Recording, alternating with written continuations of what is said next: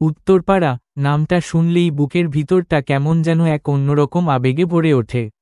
গঙ্গার ধারে ছোট্ট কিন্তু গর্বিত শহর, ইতিহাসের পাতায় যার নাম স্বর্ণাক্ষরে লেখা। ছেলেবেলায় বাবার হাত ধরে যেতাম রবীন্দ্র ভবনের দিকে। জানতাম না এখানেই কোনো একদিন কবিগুরু নিজের পদচিহ্ন রেখে গেছেন। তখন সেসব ইতিহাস বুঝতাম না, শুধু জানতাম এই শহরটা আমাদের। সকালবেলা স্কুলের ঘণ্টা বাজত, আর পাড়া কাঁপিয়ে আমরা দৌড়ে যেতাম উত্তরপাড়া অমরেন্দ্র বিদ্যালয় কিংবা উত্তরপাড়া গার্লস স্কুল এর পথে। স্কুলে পড়াশোনার পাশাপাশি চলত খুনসুটি, দুপুরে তেলেভাজার গন্ধে মন ছটফট করত।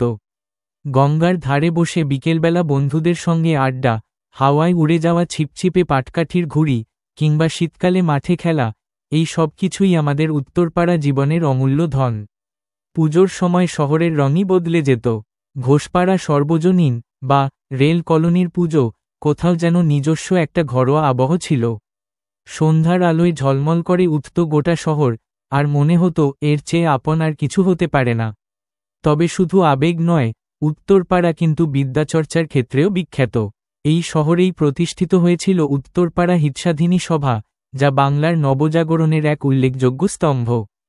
আজকাল শহর বদলেছে, নতুন নতুন ফ্লাইওভার, শপিং মল, বড় বড় ভবন হয়েছে। কিন্তু মনটা তখনও সেই পুরনো দিনের গলিগুলোতেই আটকে আছে।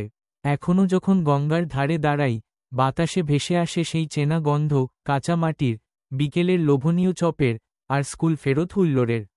আমাদের শহর উত্তরপাড়া শুধুই একটি জায়গা নয়, এটি আমাদের শিকড়, আমাদের আত্মার ঠিকানা। এটাই ছিল আমাদের ছোট্ট গল্প, আমাদের শহর উত্তরপাড়া নিয়ে। যদি গল্পটা ভালো লেগে থাকে, তাহলে অবশ্যই লাইক করবে, শেয়ার করবে আর কমেন্টে তোমার নিজের উত্তরপাড়া স্মৃতির কথা জানাবে। এমন আরও গল্প আর স্মৃতিময় ভিডিও দেখতে চ্যানেলটি সাবস্ক্রাইব করতে ভুলবে না। সবাই ভালো থেকো, নিজের শহরকে ভালোবাসো। আবার দেখা হবে নতুন কোনো গল্পে, নতুন কোনো অনুভূতিতে।